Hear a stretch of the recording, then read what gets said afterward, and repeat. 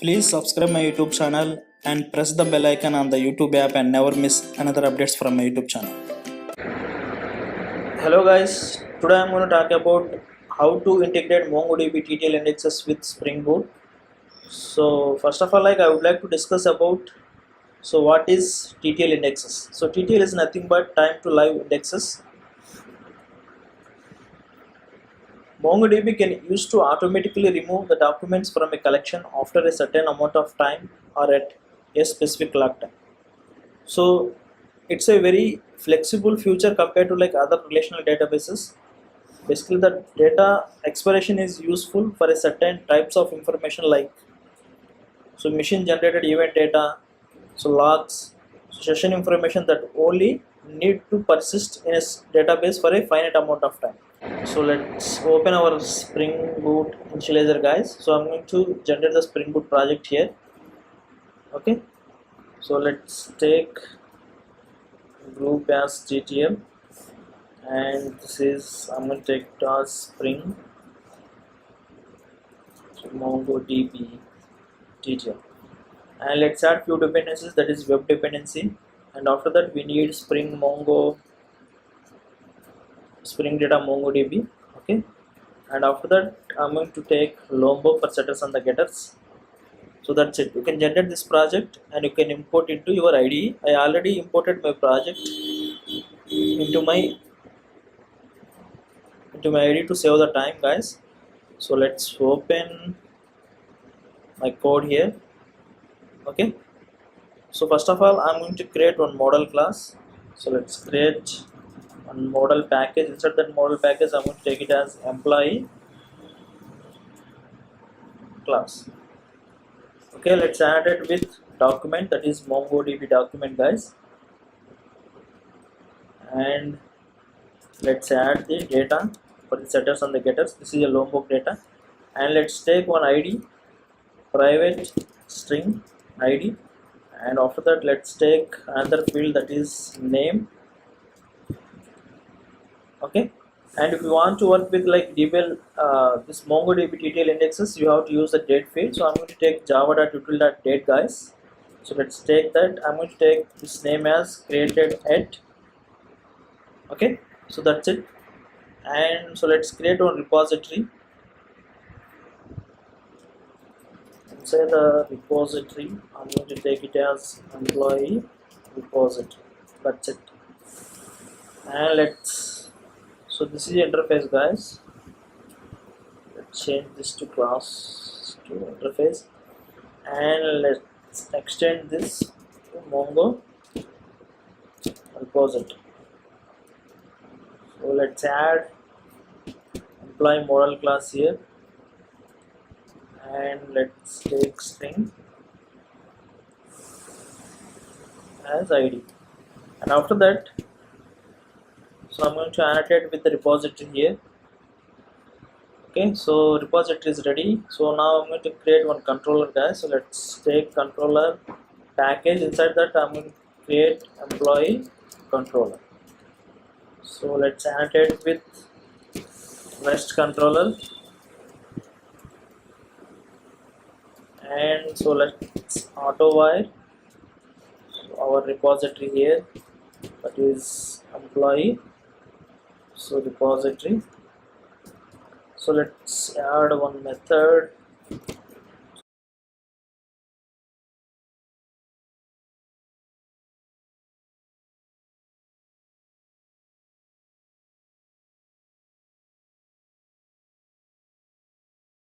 And let's add post mapping here. Let's provide some endpoint name. So I'm going to take it as employees. Okay, that's it, guys. So this is going to save the employee data into MongoDB, right? So we need MongoDB configuration. So you can add application.yaml file. Inside this application.yaml file you can add this Spring Data MongoDB data source. So URI is MongoDB and localhost 27017, and this is the database name. That's it. And so let's open our controller here, and so now we need TTL index, right? So how we are going to add the TTL indexes? We have to add on top of so date field. So let's annotate with at the rate of indexed. Okay, so if you want to provide some names, we can provide here. So I'm going to take it as created at index, and after that, so we have a expire after. Okay, expire after seconds. So you can directly provide some seconds here. Okay, so this is not millisecond, this is a seconds, guys. And so this is one way, and another way is you can provide expire after, so the form of string. So here we have to mention whether it's a seconds or minutes or days. So I'm going to take it as 40 seconds here. So if you want to provide like 40 minutes, then you can provide 40 minutes like this. Okay, and another way, so if you want to provide like 4 days, so you can provide like 40. That's it, it's going to take it as 4 days. So this is another way, guys. So I'm going to take it as 40 seconds here. So that's it. And so I want to populate some date from the Spring Boot application. So I'm going to create one method, public void and populate created it. Okay, so let's take this dot created it, and I'm going to take date dot from. So we have instant, right? So instant dot now. So that's it. So method is created. I'm going to call this method inside this our employee controller. So before I'm going to save this, I'm going to populate created it. That's it. So now you can start your application and check it out whether it's working or not, guys. Application is started, and so let's open my Postman here and let's insert some data. Okay, this is my endpoint, guys, localhost 8080 and employees, and inside the body I'm going to provide some name. Okay, and the date created at date is I'm going to populate from the my Spring application. So let's hit this endpoint and check whether it's inserted properly or not. Okay, it's written employee, that is ID, name and created it. Okay, and let's open our MongoDB here. Let's maximize this and let's type Mongo.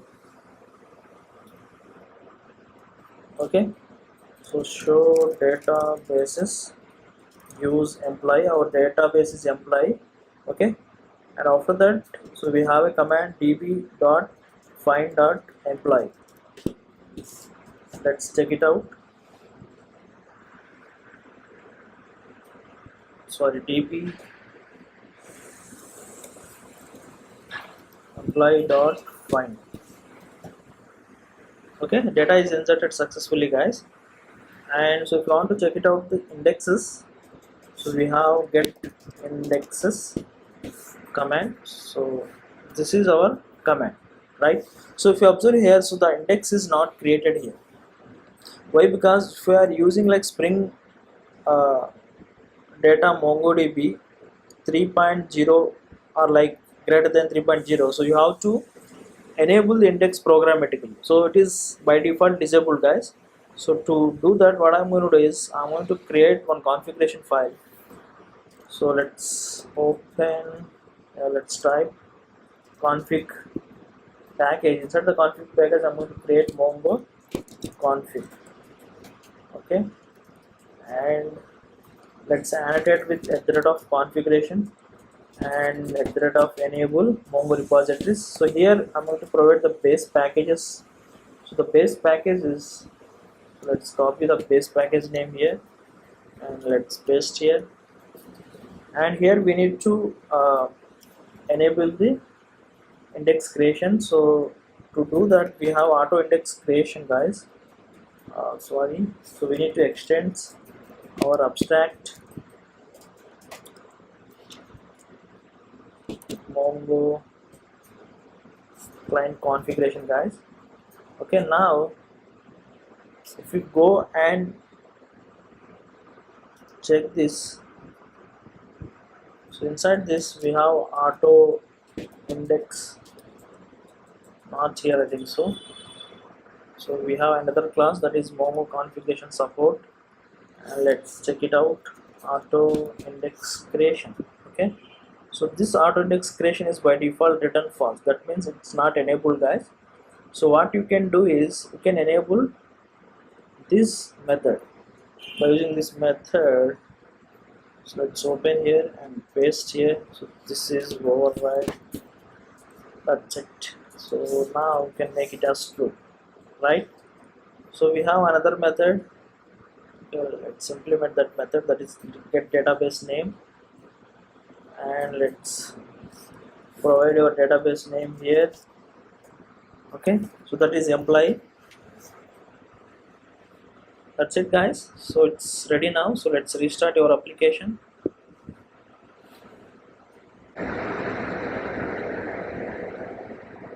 The application is started, so let's hit the endpoint again. Okay, it's written, guys. So go to your MongoDB and check it out.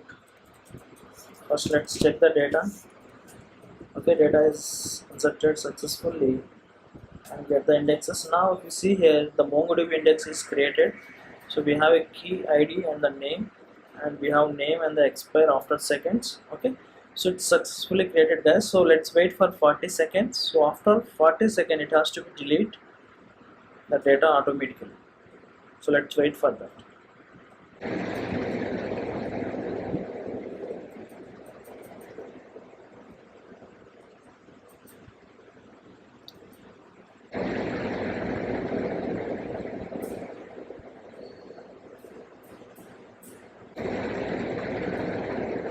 See now, so there is no data. So if I hit couple of times, okay, so it is returning empty. So that means the data has been deleted successfully. Okay, so this is how it will work, guys. So this is one way of like creating the index. So another way is we have like by using Mongo template also we can create the index. So I'm going to explain how we are going to create by using Mongo template also. So to do this, what I'm going to do is I'm going to comment out this. Okay, so let's stop the server. Now let's open our controller here. I'm going to use Mongo template here. So let's annotate with @auto_void. Let's take private Mongo template. Okay, and so here I'm going to use the Mongo template dot, so index ops.